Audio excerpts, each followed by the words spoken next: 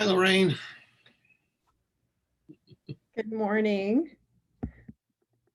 Good morning, Heather. I'm going to see if I can check. Good morning to all of you. Good afternoon to you as well in some places. I'm Heather Rochot, Chair of the Inteleos Board of Directors. And for those who have not met me in person yet, I'm a sonographer in Vancouver, Canada. Welcome to our annual meeting. The ARDMS transitioned to Inteleos in January of 2016 to allow a structure which could support multiple specialties. And we started with two councils, the ARDMS and APCA. So officially, this is our 5th anniversary. And last year at our meeting in 2020, we welcomed our 3rd council, the Point of Care Ultrasound Certification Academy. So this is officially the 1st anniversary of our 3rd council. So congratulations. We also have nurse midwives and the Society for Vascular Technology of Great Britain and Ireland in our fold as well. So welcome. Kelly Herman was good enough to put a slide together for me. This is where our volunteer attendees are situated today. I think we're missing a couple because some people registered late, so apologies if your pin isn't there. We have our green pins are our board of directors, as well as our nurse midwives and our SVTGBI representative. Blue pins are our ARDMS council.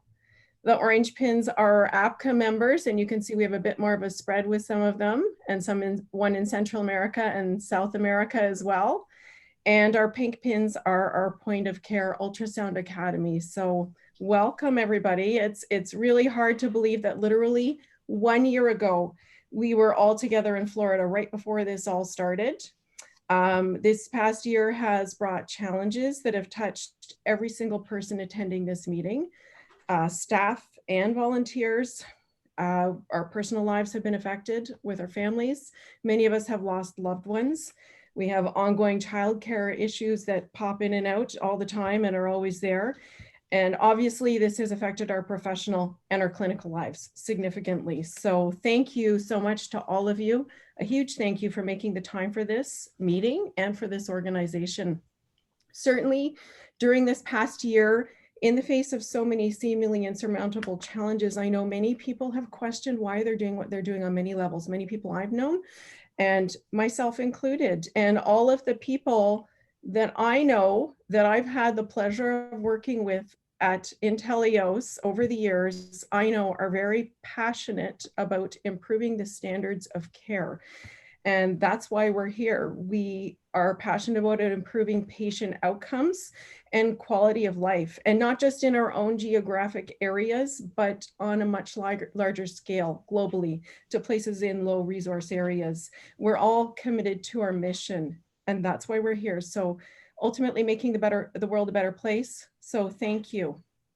And as this year was going on, of course, we had monthly board meetings, obviously by Zoom. And at our meetings, I would sometimes ask how people were doing, although I kind of felt like we all sort of knew the answer, especially during the first and second waves and all that we were dealing with. And it was pretty easy from people's facial expressions and their body language to see how they were doing. And it was pretty much what you would expect. I am going to share one of my favorite all-time responses to my question from one of our board members, Tracy Baker, who serves as our treasurer. Every new day brings new challenges. I know we certainly, I think all have felt like this on some days or maybe many days. And even though we've had great challenges, we've also had great successes. And I know that Dale is going to touch on some of these as an organization. I know I've personally had some. I don't know, that's where my mind always goes. Certainly as a society, I think we are all becoming out of necessity a little bit more nimble and flexible with so many circumstances changing so quickly and being so out of our control. We're persevering and we're developing new skill sets. My favorite definition of perseverance is the Merriam-Webster definition. Perseverance is the continued effort to do or achieve something despite difficulties, failure, or opposition, the action or condition or an instance of persevering. So on that note, our first presentation is going to be on resiliency, which I believe is a key component of perseverance. And many of you are going to recognize Dr. Leah Weiss from the third of our mental health webinars, Fostering Resiliency. Leah is a researcher, a lecturer, consultant, entrepreneur, and author. She teaches compassionate leadership at the Stanford Graduate School of Business, where she created the perennial waitlisted course, Leading with Mindfulness and Compassion. And she's founding faculty at Compassion Institute. And she's also the co-founder of Skylight, a company that specializes in using the latest neuroscience and behavior change to empower high-performing leaders and managers to prevent burnout for themselves and their teams. Leah, we are delighted to have you here with us again today, and I'm going to turn it over to you. Thank you so much for that thoughtful introduction. It is great to be here with all of you. I'm going to go ahead and now share my deck, or hope to. One always has to hope with technology. All right, does that look okay to everyone? And give me 1 sec to get the Zoom back in the front because everything switches around. Do you see the correct version? All right. So now I just have to get my cursor back and everything will be well. I want to start by all the work I've been doing in healthcare. I find so important, like Heather did, to just pause for a moment and think about this context. And my cousin, Dr. Glassberg, Dr. Larry Glassberg, passed away in the first wave, really, as we were understanding the implications of what COVID was. He was seeing heart patients at Columbia, and one of the last things he said before he went into the ICU is, the heart problems aren't going to go away. So even if we don't have the PPE, I got to go in and do my work. And I just want to pause and think about all of the people who have been selflessly embodying compassion in this pandemic, and all of you for the work that you're doing to keep our world going. So much gratitude. I want to also invite everyone to just do a very brief check-in on chat. And the way I've been liking to do this recently is invite people to put 3 words that capture how you're feeling this morning or afternoon or whatever time it is for you as you're showing up to this discussion.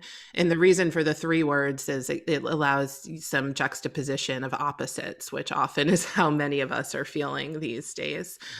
So please go ahead and put in some of 3 words that capture where you are physically, emotionally,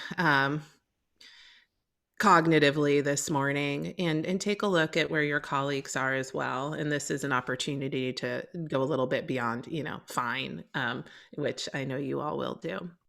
So I want to give you a quick sense of the work I've been doing and the opportunity I got to connect with Dale. Is I've been doing a lot of work through Stanford Social Innovation Center and writing and speaking with them. And my real focus for decades, but in the last 10 years has been around systemic approaches to engaging with burnout and fostering resilience. And the work I do, like anything, we all are accompanied by mentors and collaborators in anything meaningful. And I just want to point to some of the work that influences what I'll be sharing with you today. So Dr. Jane Dutton, if you've heard of Adam Grant, she's his mentor, trained him, and he's one of the thought leaders in organizational psychology, does a lot around positive psychology in organizations. Dr. Steve Cole is a genomics researcher and professor who looks at biological markers. Dr. Michael Leiter is a pioneer in the space of burnout, partnered with his often better known colleague, Dr. Masloch, who I'll be referring to today. And then Dr. Christopher Worley, who's at USC, who does a lot of work in terms of thinking organizational culture change. So these are some of the folks that will influence what I'm sharing with you today. And I'll be sharing experiences working with these as examples of organizations. Been doing a lot of work in the context of healthcare, of course, in my home settings at Stanford and Stanford Children's and beyond. So I want to bring to you some of the learnings and challenges, and more importantly, set the stage for dialogue for you as a group about the implications of these concepts to your life, to Inteleos's work that you're helping stored, and so forth. So to give you a mental map, how I'm imagining spending this session, getting some clarity on what burnout is, 4 pillars of resilience, what happens when you practice them, some nuance in the context of healthcare. And we'll have a couple of different spots where I'm planning to pause and open the floor for dialogue among all of you. And I've created some discussion prompts for those interludes. So just know that I'm not going to talk at you for an hour straight. I promise. And I think a lot of the value for you all will be in your reactions to some of this work I'm putting in front of you. And certainly that's where a lot of the value for me will be. So selfishly, I'm looking forward to your thoughts. Let me just frame burnout. It's a word that we're hearing all over the media these days, especially in response to the pandemic.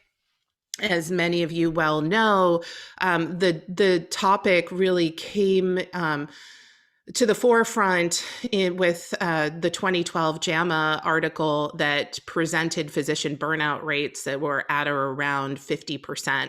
And that kind of blew the roof off of the discussion to quantify how intensive the problem actually was. But then, of course, from there, we've been seeing that burnout exists in many sectors, and what are the features of burnout and what does it mean? And more recently, really trying to get to the crux of matter of how to diagnose it and how to intervene and, better yet, prevent. So the cost of burnout, and I think is really important to me, and I just want to say this explicitly.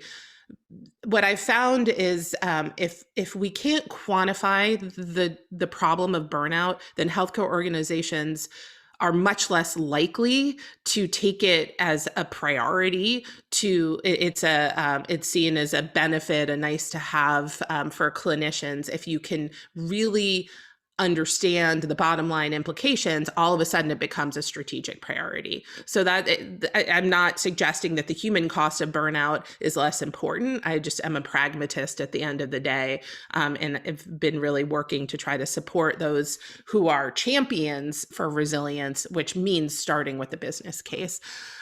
So the cost of burnout is massive. And in some of these statistics, actually, this slide is prior to COVID. So all the rates and markers that we're seeing now are higher. 2 in 3 employees experience burnout. 60% of sick days are linked to the chronic stress in burnout metrics. Profitability is massively impacted. And this is across sectors, including healthcare with patient satisfaction and so forth. The cost of burnout actually in the billions is comparable to that of cancer, which I think really puts it, if you think about all of the financial fallout of cancer, actually burnout also is devastating our communities and our businesses. And framing it this way, I think, helps us start to get a sense of proportion so that hopefully we can have a proportionate response. And COVID is increasing these work demands significantly, as well as the risks of burnout. So managers are worried across sectors, and as they should be. Enan has done some great research. They jumped in the first month of the pandemic, and I collaborated with them on a project for Stanford Social Innovation Review, and data, saying that parents in general are holding so much, women on average 20 hours a week of additional work managing the homeschooling, caregiving, and so forth. And that's why you see statistics as of February, 3 million women leaving the workforce. 3 million women left the workforce due to COVID. And then, you know, beyond gender and so forth, what we see is people who are staying in the workforce, they're feeling the loneliness and isolation. And the former Surgeon General just came out with a book a few months ago, Vivek Murthy, about loneliness. And the fundamental metaphor he uses in this is that social isolation for us social animals is the equivalent to smoking 10 cigarettes a day. The ding that it takes on our health, it's significant. And so now in the context of COVID, whether people are working remotely or we're hearing this for the front line, people who are in the hospitals as well, because of the needs to distance and because of the intensity of the work, the sense of belonging is really going down. So I've always found this quote such a helpful touch point. I want to share it with you. This idea that burnout is what happens when you try to avoid being human for too long. And when we design our organizations in a way that doesn't acknowledge humanity, which my thesis is this is a fundamental problem within healthcare, the challenge of humanizing the clinicians and their needs as a part of a strategic understanding of what it means to provide best quality care. If you ask the World Health Organization, who as of last year declared burnout an official diagnosis and has been at the forefront of pointing out the physical implications of burnout, there's 3 components that are worth being aware of. So the first of these is emotional exhaustion. The sense of I just don't have any more to give, right? And couple that with what's known as depersonalization.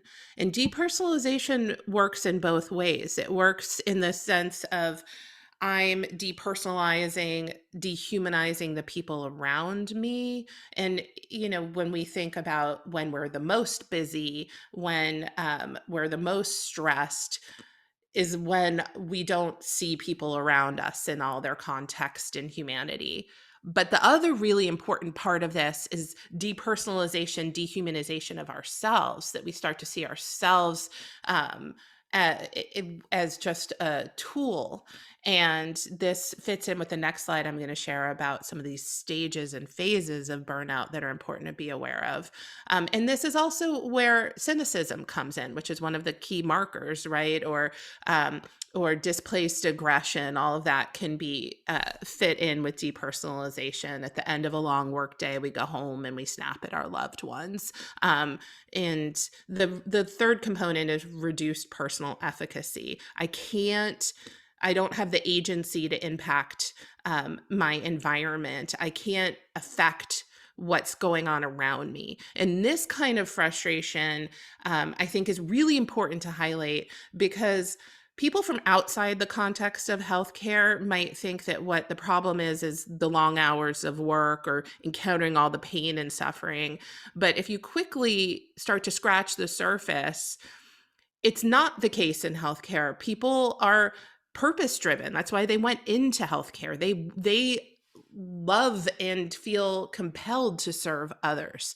The thing that grates is the systemic dysfunction, when you can't provide the quality of care that you know your patients need. Or yesterday, I was talking to a physician who gave a perfect example. Her patient needed a specific drug and the healthcare company said no. She said, I am the physician. I know my patient needs this drug to be okay, but I literally can't in this case provide the quality of care that I need. That reduced personal efficacy, that feeling of frustration that I don't have the time or resources or the system is undermining me. These are the components I really want to point to, because I think it's been a big misnomer and missing of the boat to think that clinicians are getting burned out because of patient care primarily, or because of long hours worked. Those things have been true across decades, but burnout is increasing now. And I think a lot of this has to do with the depersonalization dysfunction of our systems and the reduced efficacy. So hopefully that framing is something we can come back to in the discussion. I'm putting it out there as a thesis, but I actually want to really hear your thoughts and how that squares against your experience. Another really important component that I think is often lost in the discourse around burnout, we describe it as though it's a binary. You either have it or you don't. But more contemporary research on burnout really points to it existing as a spectrum. And in the early part of the continuum, things that are moving us towards burnout don't look like burnout. And those can be the excessive drive and the workaholism that then tip into the neglecting of self-care, displacing of conflict, and then these move into the next phase of behavior changes. I don't do the things I used to do that made me more resilient. I withdraw from social relationships. I don't see what's happening. I'm the proverbial frog in the pot that the heat's getting turned up so slowly. I don't notice it. I deny it. People around me might see it, but I don't. And then you get into the later stages of burnout, which have catastrophic outcomes. And I know in the work that I'm doing in healthcare, there is not a single organization that hasn't been struggling with physician suicide in this last year. And these are tied together. And often the high performing clinicians mask the early phases, and we don't know what's happening until it's too late. So for me, this becomes a critical kind of public health component that we need to know what these phases look like, not just for ourselves, but actually we're going to be more effective in recognizing them in others. That's the nature of burnout because of this frog in the pot dynamic. So as leaders in healthcare, I hope that this is of service to you so that when you see your teams and colleagues, even in these early phases, you can intervene and support and have the context to feel confident in doing so. I want to briefly get into some of the other components that contribute to burnout.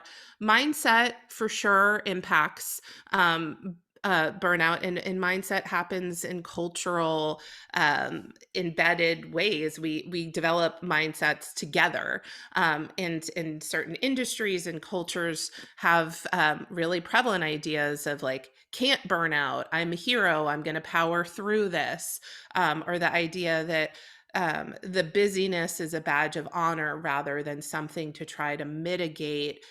And of course, I say this, humbled before you, because there's no way in many of your roles you're going to get rid of busyness. So I'm not trying to suggest that this is a simple problem.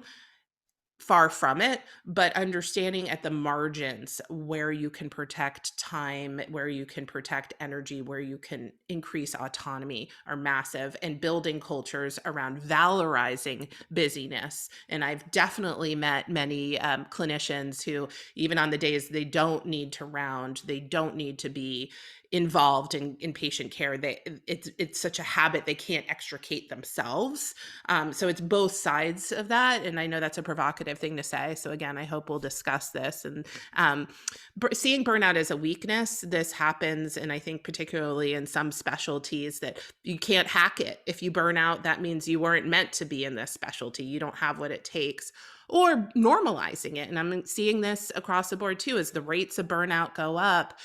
In Europe, people are referring to it as being on a burnout, and people are gone for a year, and it's just a normal thing that is happening.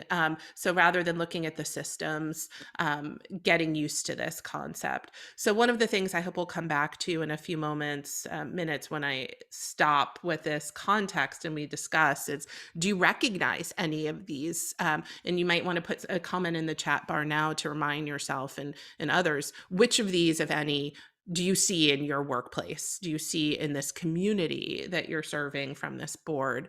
And then, of course, there's this other really powerful component that you have to, that factors in here, which is around compassion fatigue or empathy fatigue, which is related to but different from burnout.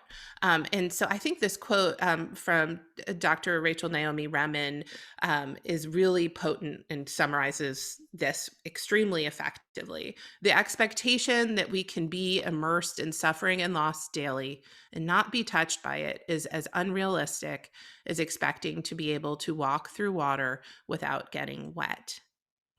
And some of the implications here mean preparing people who are in the healthcare field to have the resources to cope with emotional impact, and in the understanding that there's very clear research at this point and understanding about how we respond to continual pain. So we as social creatures have an empathetic response, but there's two forks in the road. This empathy can go into the lower route that you see on the side here, empathic distress, overwhelm, which increases stress, causes burnout, withdrawal. Or it can go this top fork, which leads us to a sense of compassion and connection, in other related emotions, positive feelings, pro-social, ability to sustain help. And I want to just point this out, this fork, a little bit more clearly, with just a couple slides on the neuroscience behind this claim. So pain response in our brains when we see another person's pain, the empathetic response is that our brain fires in the same region. And you probably remember coming across these kind of studies where you see black and white photos of a hand being cut, and the person in the lab reacting to that. So an empathetic response is, I see a picture, or I see your hand cut, or I see you in emotional distress. My brain fires in the same place, in the same way, as though I'm experiencing it. We've evolved to have this response because we needed to exist in a tribe and be attuned to one another. That's what all the evolutionary psychologists have to say about this. But we cannot sustain having our own brain pain response firing all the time. Then we can't do the other, we can't access the other regions of the brain. We don't have the prefrontal cortex. We don't have the capacity to problem solve and so forth if we're staying aroused in this empathy. So it's an adaptive response that the empathy goes down and tips into a block of empathy or a numbness over time. But there's one of the things that has been really fascinating in this field of compassion research that I think is very practical implications here, is that empathy is not the only possible response. And we can have a more sustainable, adaptive response that we can train and we can get better at and could be involved in education. And what that looks like. So in this particular study, we brought a group of Tibetan monastics to Stanford, and in Brian Knutsen's lab, Brian is one of our collaborators at the Compassion Center, and he invited them to come into his fMRI machine and do compassion meditation. And then he would just do imagery and see what lit up in the brain when they were doing compassion meditation. What happened there, kind of a mapping exercise.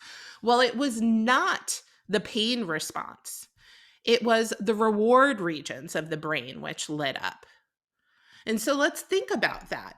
The difference when you're experiencing compassion, and I think we can all find this, whether it's in patient care or in parenting or being with a family member who's suffering, there's a way of being with them where we're experiencing it too and we're overwhelmed. And then there's a way of blocking it out and suppressing it, which is not going to be helpful for ourselves over time. And then there's a way of connecting with them that doesn't change the suffering they're experiencing, but our experience of it. It's rewarding because we are there in relationship.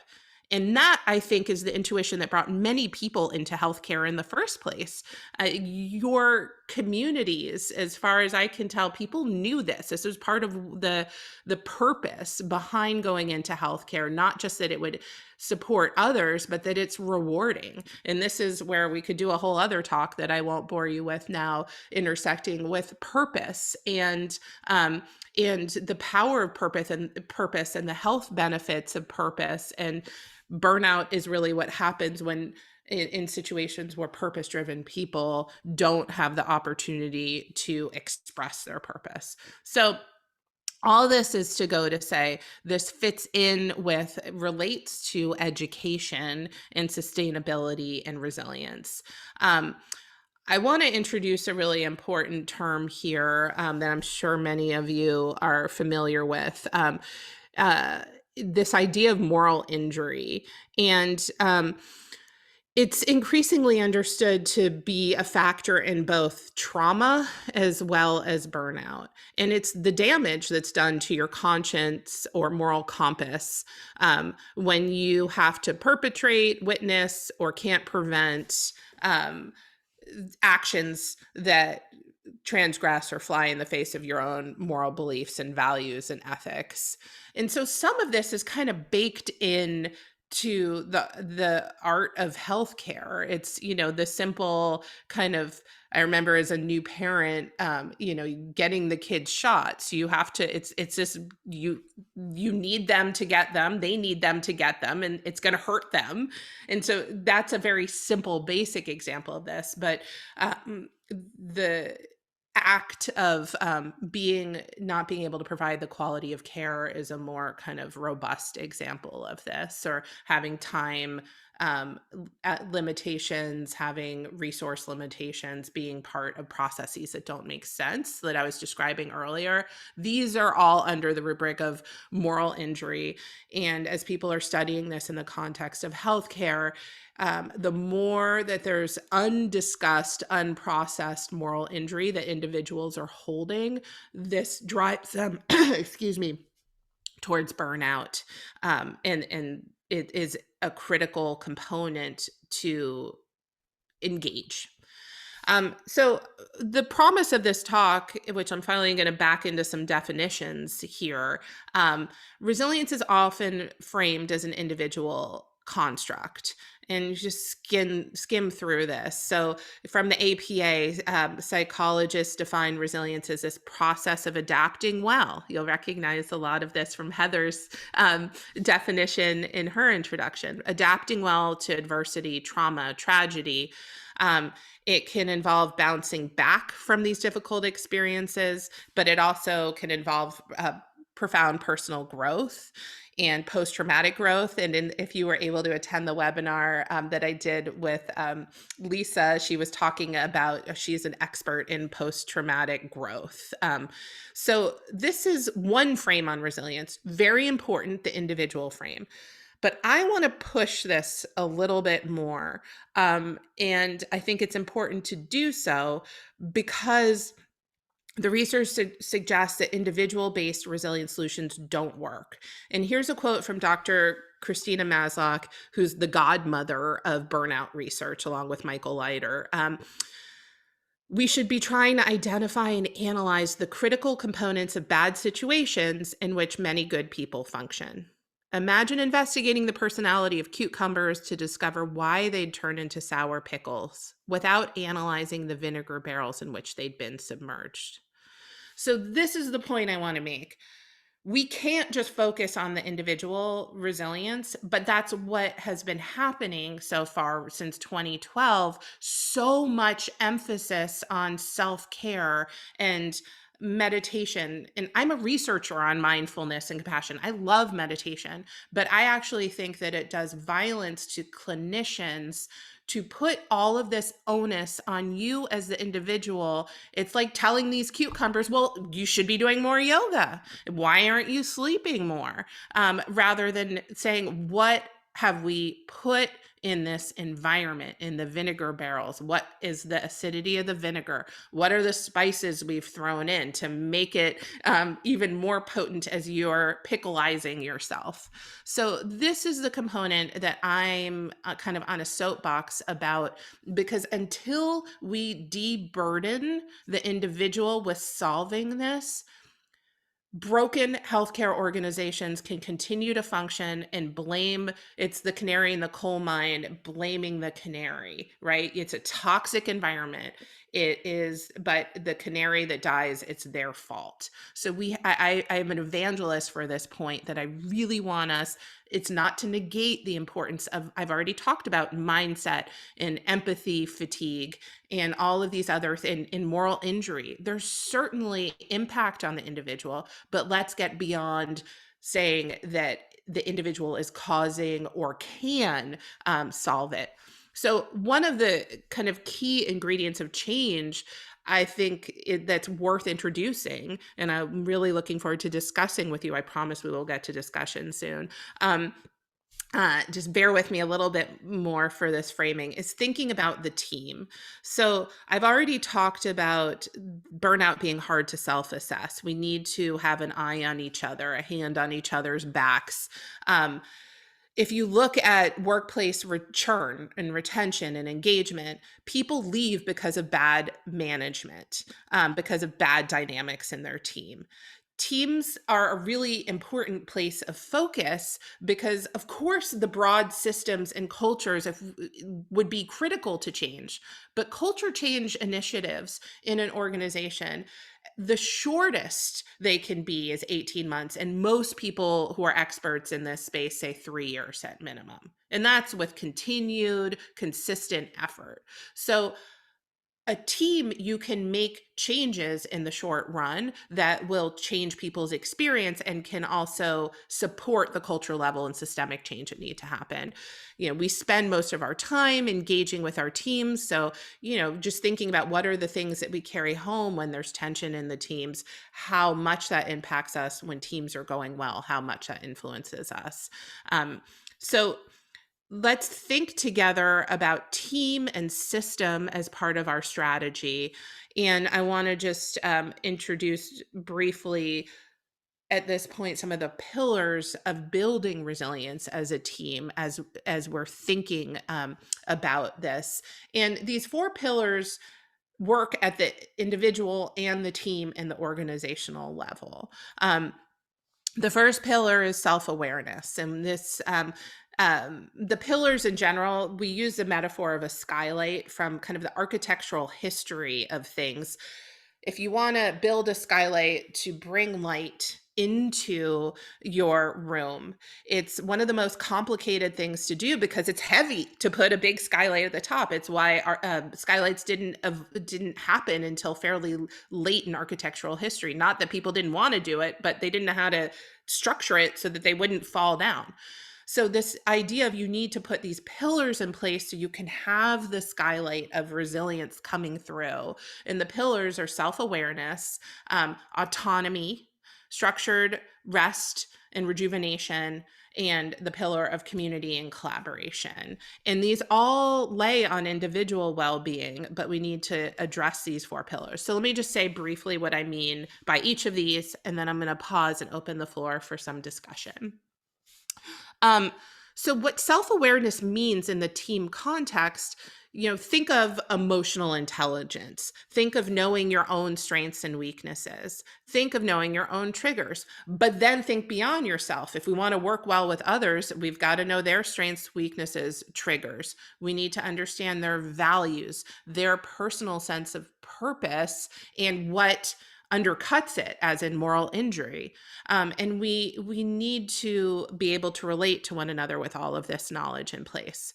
Autonomy is a factor that looks at, we need the ability to act, but we also need the ability to be supported. And so there's, for each individual or in changing environments, the healthy dose of autonomy is going to look different. We don't want to be out on our own trying to solve issues without the resources and support and collaboration, but nobody wants to be micromanaged and unable to act when they need to. So autonomy is finding that sweet spot. And some of the mechanisms that we can work on it are having a say in the priorities. People need to feel like they can influence priorities, that they have an ability to influence time and systems, and that they themselves have a capacity to make the right decisions and prioritize. So this is such a critical management component that often, my MBA students get as part of their training, but healthcare leadership, this is not part of the curriculum in most cases. Structured rest and work. So let's take examples from even military, or I do a lot of work with NASA these days, or elite athletes. People don't just deploy. They don't just go off into outer space forever, and they don't just train like the Olympics are tomorrow forever. There's rhythms, right? We know that there's rhythms of pushing, and then there's rhythms of rest, and overall these move performance up and they're sustainable. But we have to translate this into our ways of doing work, making space for rest and recovery, making processes so when people are off, they can truly be off. That's a structural issue that you can empower teams to take over for each other, or you can leave a scenario where nobody can ever actually be off because there's not a way to cover. And this relates to the ability to disconnect so that we can truly recharge. And recharging isn't only about time off, or sleep, although those are both important. It's also about skills that help us to, when we're off, be able to down regulate and decompress. And I don't love this term work-life balance, but I use it because it's a placeholder for how many of us think about managing and understanding the different roles we're in and the components of our lives. And so there's a lot of evidence suggesting that the more it's not just time spent working, but lack of agency, and the more disruptions that people experience, this can really contribute to burnout over time. And then this community pillar is the last one that I want to speak to. So, it's so interesting, the simplicity of some of this, that there's all this research that looks at if you just have one person you're close to in the workplace who's analogous to being a close friend, your engagement, your retention goes up, all of these really subjectively healthier, happier supports come into place. Thinking in terms of the team, that you can have the courageous conversations, you have the communication skills and processes in place, that you feel supported by others, even when it might mean that they have to do something to support you that costs them, and vice versa, that you would do that for your team.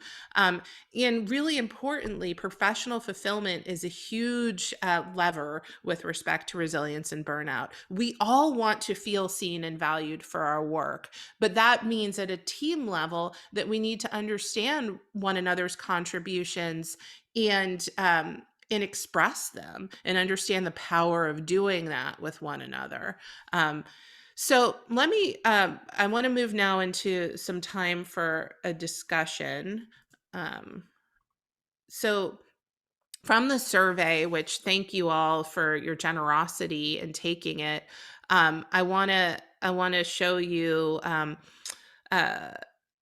some of the themes that came up. This group is extremely high in self-awareness. And this group has a lot of knowledge and emotional intelligence, let's say. So I thought some of the opportunity that creates is this ability to understand the factors that are causing challenges both in your home organization. And I thought it would be helpful to all of this material I've just put in front of you to do a timeout here and say, what does this make you think about in your organization you spend your time in? And also, what does this make you think about with respect to the Inteleos membership? And then these are some other, if they're helpful or interesting, could engage, how do you see burnout being influenced by the emotional quotient and of your leadership in your organizations, or how do you see organizational transparency coming in? And you can see in the italics here, the survey results, 50% of you responded of being high in self-criticism. 40% of you wanted more compassion, more transparency, and more support in dealing with changes in your organizations.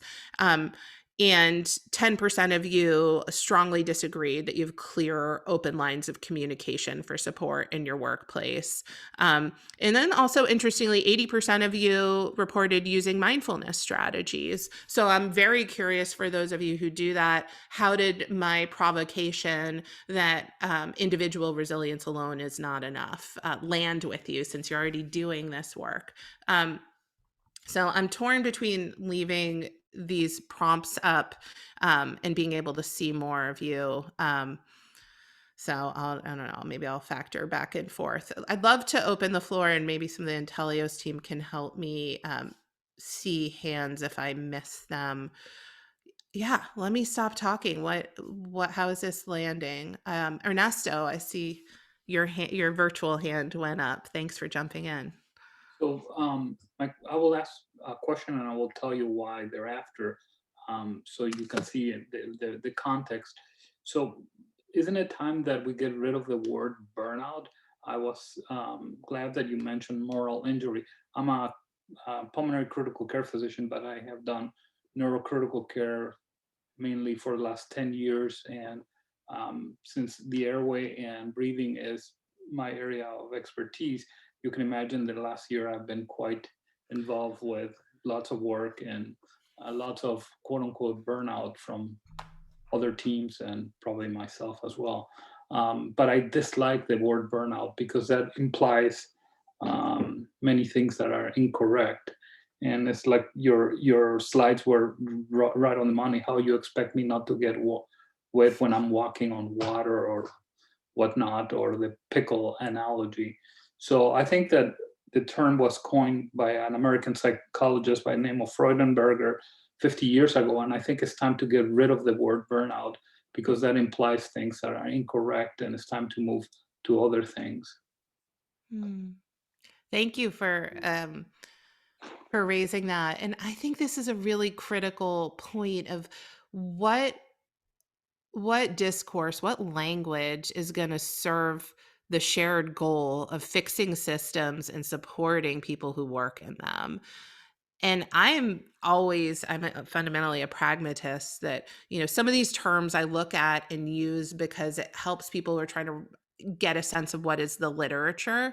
But, I think a lot of these terms are really problematic. And I definitely hear that point, because the idea of burnout as it's been used itself often suggests that it's the individual. And if we had a different word for it, I think that's a really powerful point. Thank you. Well taken.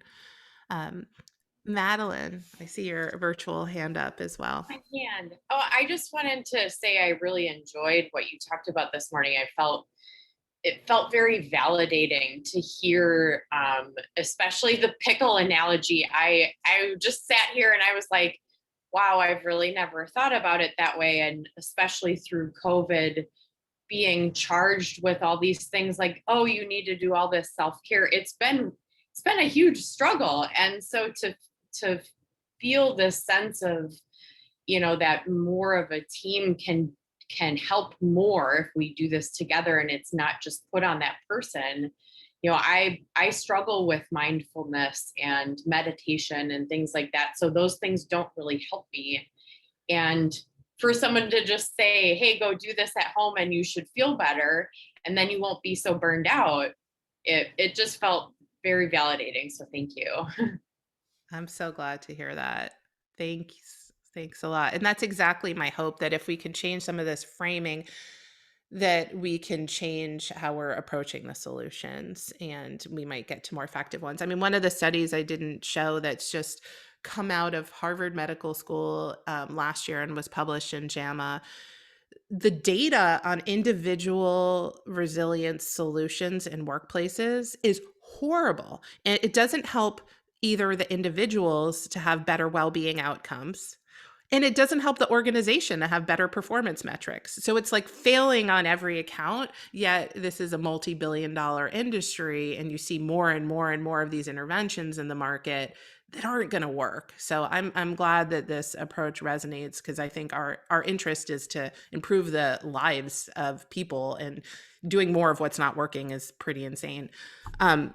So I see we have a couple of hands up. Let me figure out where there's a participant. I think this will help. David Dawson was next. Great, thank you. You're David, welcome. Did you say David was next? you're next. Super. Oh, it's good Hey, to see you. We're thinking about you with Texas and everything. Oh my gosh. Glad Yeah, you're doing well. we were kind of in the middle of it for a good while. We're still digging out, but thanks. You know, I really enjoyed your talk, and I enjoyed the webinar that you presented. It was very good and useful information. But one of the things I'm particularly interested in is this idea of walking through the rain and not getting wet, or how wet you get, so to speak, depending on who you are or what you do. Inteleos is a very diverse organization, and APCA and ARDMS have different kinds of healthcare professionals. And within APCA, our council, we have people with very different backgrounds. And I'm wondering how, or what themes work similarly across these subcultures and which need to be modified. For example, if you saw a helpless person being deeply cut by a knife, you would have a visceral emotional response. You might be horrified. Dr. Moore or Dr. Lilly would say, oh, that's just this next case in the operating room.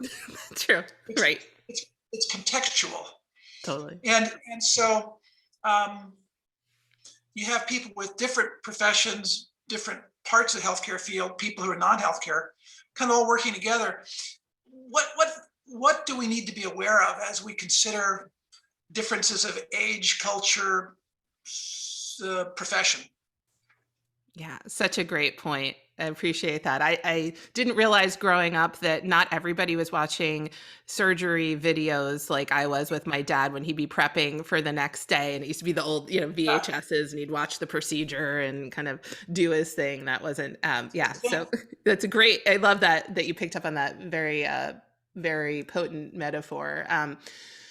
So there's definitely demographic factors that play in here, and some of this has to do with age, status of being a parent, and the age of your kids. Or then there's all of this demographic components that factor in if you're navigating, depending on your gender and race, and the extra layers of friction you're engaging with in your organization and your daily life. There's a lot of data coming out now about how this factors in with burnout, and actually in some ways ties together the work that we need to do on inclusion in organizations with building resilience. And I think it kind of makes sense at the high level, but when we get down into like the silos of this kind of training and that kind of training, we can forget that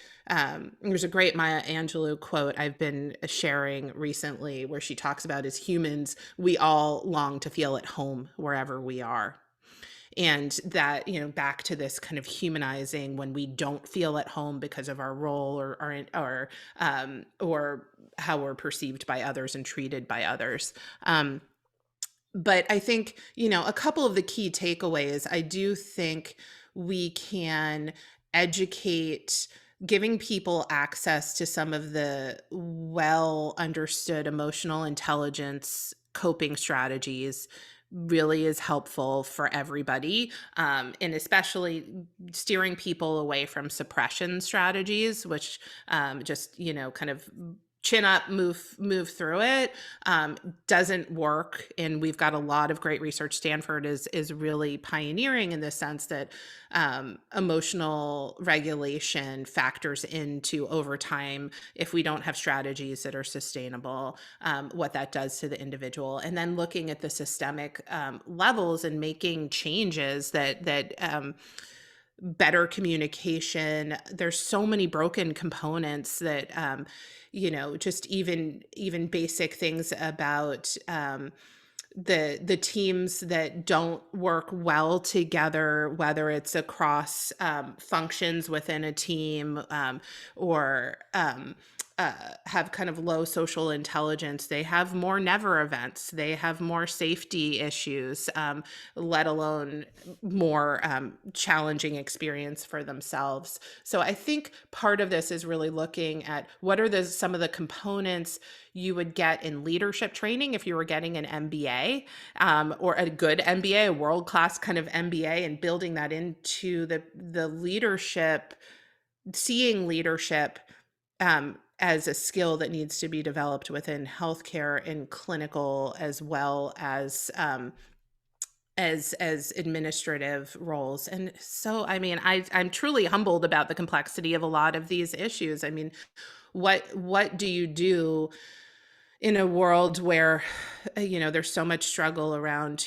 who gets to make decisions and who's accountable, and the mismatch? There's so much to say about this. So as usual, David, you're asking a very provocative and important and complex question. But I think this is some of the stuff that is really the root of how would you map out, there are skills and competencies that we can be clear about that would be helpful at the individual, at the team, at the organizational level, and how do we make sure they're getting out there, and how do we also buffer people who are at increased risk because of demographic factors and so forth. And we can do that structurally. I'm working on a great program now within Stanford Children's with fellows that's designed to address exactly this work. Sorry, a bit long-winded. I apologize. I see there's other hands as well. Maybe one more. And Mark Derland was up next. Awesome. Okay. Hey, thanks, Dr. Weiss. Can you hear me? Mm-hmm. Good. Just curious, you'd mentioned the military model in your slides and stuff, and talking about the R&R pillar. It occurs to me that I'm retired from the military, so I'm very familiar. A lot of the R&R aspects of military life are rotation of assignments, and then if I look at some other aspects, academia, pastoral staff, stuff like that, the idea of taking sabbaticals is something that's very common and very important, very valuable. And it seems to me that in healthcare, we typically parse out much shorter periods of time to develop that resiliency that we really need in our workplace. And not to discount the teamwork aspects and all that other kind of stuff, but I think there's a lot of value in that. Are you familiar with anything that you can share with us as far as that, and knowing the physical aspects in healthcare and having to have people there to do the care kind of limit what we can do with that. But I'd be interested in hearing your comments on that. Yeah, such a thoughtful point. Well, and I think this comes back to, the frame of looking from a perspective of social innovation within healthcare, because we can quickly get bogged down, and perhaps rightly so, in what's not possible within how quality of care is defined. And we know there's definitely data that around transitions being problematic for patient care and so forth. But there's also a lot that we can do and thinking in that way and drawing in examples. I'm going to look into this question and come back to you all, because I think it's a really good one in terms of the sabbatical piece. Actually, my sister was just doing a research project on this. She's a surgeon leader in SoCal Kaiser, and was collecting data around before the pandemic, physicians taking longer vacations and then looking at the impact that it had on their performance and their satisfaction. So I will start by calling her after this, but look into some of the body of research around that. I think it's a really great point. And I think your comment points to the opportunity with these kind of problems framed. How do we think about social innovation and equip the folks who are in the best solutions are going to come out of the experiments that you manage to pull off in your organizations and document the impact for. So like building that perspective, I think, is actually a really powerful one that I love in what you're saying. I want to be respectful of time because I know you have a long and wonderfully rich agenda for the day. Maybe I'll move on and share just a couple more thoughts around the benefits of resilience training, and then briefly about healthcare, and then we can spend whatever time we have left discussing again. So remember we were talking about pervasive challenges associated with burnout, and we also want to be thoughtful about resilient teams and how they benefit the health of both members of the teams as well as the bottom line of the organization. And again, back to the pragmatic approach, if you want to get resources in organizations allocated towards looking at these issues, the best way to get those resources is to advocate for their salience for the bottom line. So this is one of the reasons I think this kind of information, considering that among this group, there's likely a lot of champions for this kind of work, that hopefully some of this can be helpful for you. So, the notion that more healthy days a month, like that is a huge expense when absenteeism kicks in, when people don't show up for work. Then there's health implications. And we're starting to do more and more kind of biological marker work to look at things like cortisol levels and so forth, genomic expression in intensive stress environments over time. And then, these translate to figures that are that impact the bottom line, the medical costs that are impacted when a wellness program is effective, and how absenteeism costs the organization. I wanted to talk briefly about kind of a case study, if you will, from Stanford Children's Hospital built around resilience, just to kind of share. I think sometimes the proof is in the pudding. So maybe, instead of speaking theoretically about what I recommend, I can this is what I'm trying to do, and to put that on the floor for reaction and consideration.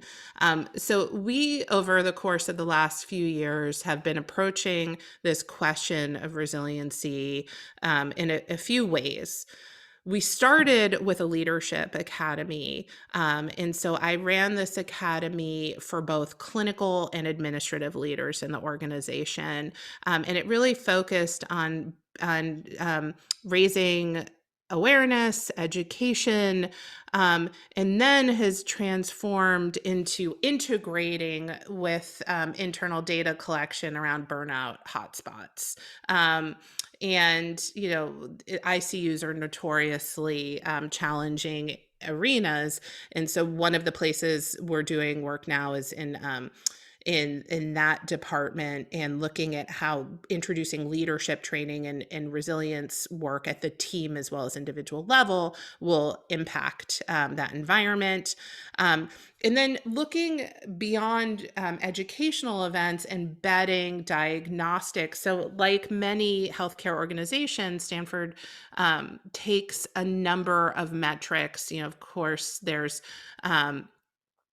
around professional fulfillment and well-being metrics and burnout metrics and so forth, stress metrics, and so forth. And so the questions that we're looking to engage with in our work there are, measuring at the individual team and aggregate level, understanding, giving people that information back, because the problem is so many of the times people take surveys, the results go off into a vacuum where there's people whose job it is to go through the surveys, and then nothing happens. So the model we're trying to work with here is actually filtering that information back in and building action plans and behavior change out of them. So just to give you a sense, it's a combination of leadership training with diagnostics, feeding that information back into designing what changes need to happen at the various team and department levels. And then just to put a little, to kind of gild the lily for a minute, share a little bit more in specifically healthcare industry and some data, that is fairly current now. So you can see right here, 93% of healthcare workers are facing this overwhelming stress. Anxiety rates are high, exhaustion and burnout, and extreme overwhelm. This is the landscape. We're also in a global pandemic, but good to get a sense of what does this look like. And then kind of boiling this into, this is based on kind of adapted from a Medscape infographic. You see this over 50% of physician burnout, nurses, a third of nurses in high burnout. So remember that continuum, I mean, the high risk area, people are holding massive debt. There's a lot of discussion of insufficient compensation and frustration about lack of being valued. And then you factor in all of this around sleep, and feeling a lack of control over quality patient care. This moral injury kind of summarizes a lot of this. And you see this in the results of the surveys that you took as a community. The actual words that you used, stressful came up, burned out, frustrated, undervalued, demanding. These were common. And then also very important, rewarding and satisfied. And so there's, I think coming back to this combination of highly purpose driven, highly, resilient people in environments that are quite challenging. And so what is the way, I think the kind of call to action I would push this group to is, you have an incredible opportunity to change this picture. You as a group, you as a member board, you scored really high in self-awareness. You are attuned to your own values. You understand what energizes you. These are not numbers I typically see in organizations. They are way lower, even in leadership.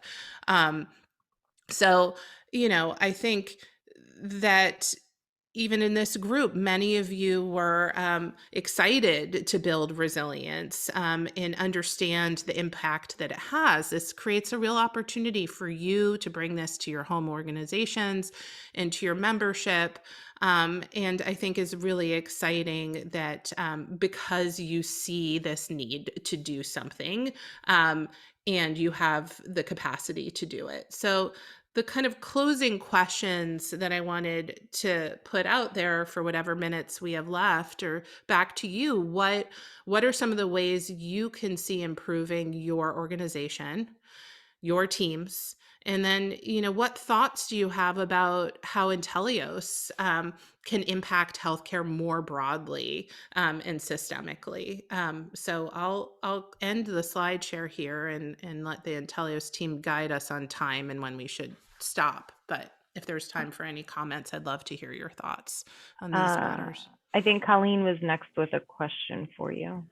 I was curious if there has been any discussion of change management during this whole pandemic and how that affects the rates of burnout, because not only are we dealing with this, but now organizations are fundamentally changing things, how they function, how many people are working. And I think they do a lot of them do a very poor job of change management at baseline. On top of this, I think just makes it exponentially worse. I couldn't agree more. And I think this is, having having the perspective built in that managing change at a systems level, at an organizational level, with an eye towards resilience for the people working in that, not just as a hypothetical, I think is critical. And I think this is, I mean, from my perspective, this is a place that is worth continuing to focus. And there's definitely work being done there, but I think the most interesting research out of this is going to come as we're through the grind of the pandemic and then looking back and really trying to analyze where the systems broke and what changes were made as a stopgap. But what are those stopgap solutions may well be really bad ideas for the long term, but who's going to go back and do that work? I hear all of that kind of in your critique or question. And I think that's emerging. That's what needs to happen next. And Leah, we did have a question in the chat. Is the empathetic response genetically programmed? So that's what people, in this field talk about. It was interesting. Dacher Keltner, who runs the Greater Good Science Center at Berkeley, he wrote a great book a few years ago called Born to Be Good. And he does a cross-cultural analysis of really evolutionary psychology intersecting with the current state of biological marker study on compassion. And so his perspective is the empathetic and compassionate responses exist across cultures.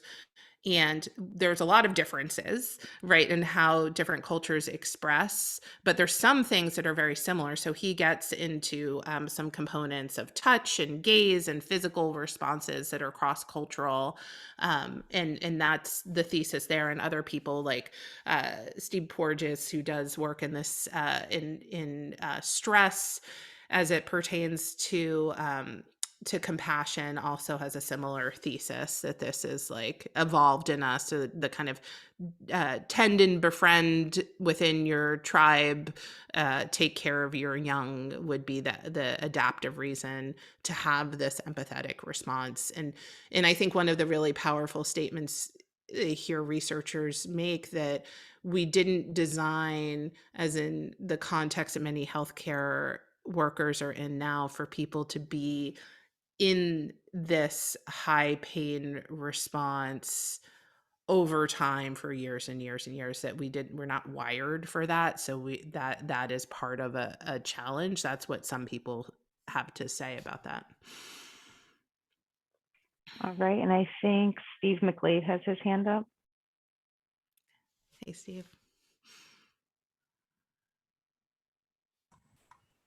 Yeah, sorry for that muted moment there, but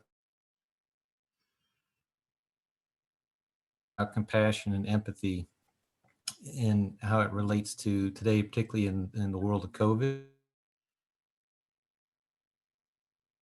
and really warms the heart and fuels empathy, particularly in the long run. And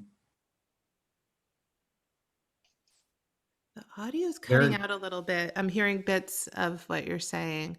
Sorry, it must be computer related, but I'm just now I hear you. Go ahead, okay, please. Talking in regards to compassion, how it fuels empathy. And in today's world, particularly with COVID, I feel as though compassion is very infectious, and our profession being very tactile with patients, we touch them emotionally, physically, but I see a sense that they also provide us with compassion, particularly now in the setting with COVID. It seems to kind of cross both barriers and provides us with a little bit of motivation on long lines too. It's a beautiful statement. Yeah, that makes a lot of sense. And I think, people often talk about how this kind of one of the real problems is you taking people who are healers, who have this purpose, who also draw so much from the process of being with others in healing, in turning them into bureaucrats or putting them in these scenarios where they can't get that kind of feedback that has been what sustained them over time. I think it's a really powerful frame to come back to. What would it mean to think about resilience in a way that you're humanizing not just for the patient, but the clinician, and understanding that they need that and the value of that for them. Yeah. Right. The patients, in a sense, could be a source of burnout because of the numbers that we see, but they also provide us the motivation through that compassion that they give back to us. Absolutely. Yeah. So I think we're good on time now if we want to wrap up for the break. Okay, sounds good. So I'll send out, I have a slide with some resources that you can take a look at if you want to.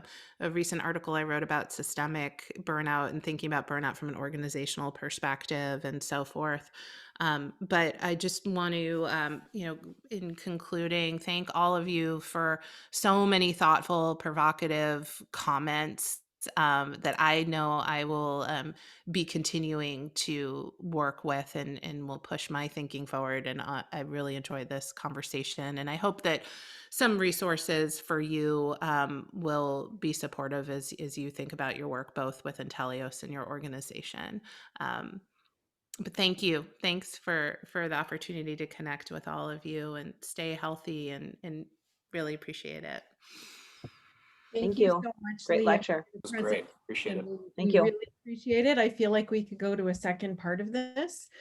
Just reminding everybody that we have the mental health webinars all accessible from our all of our council websites, and they're a great resource. So you can use those at any time, and their CMAs available. So we're going to go to a short break. We're going to come back at 11:30 a.m. Eastern time. So whatever your half-hour break is. So thank you so much, and we'll see you again in 15 minutes.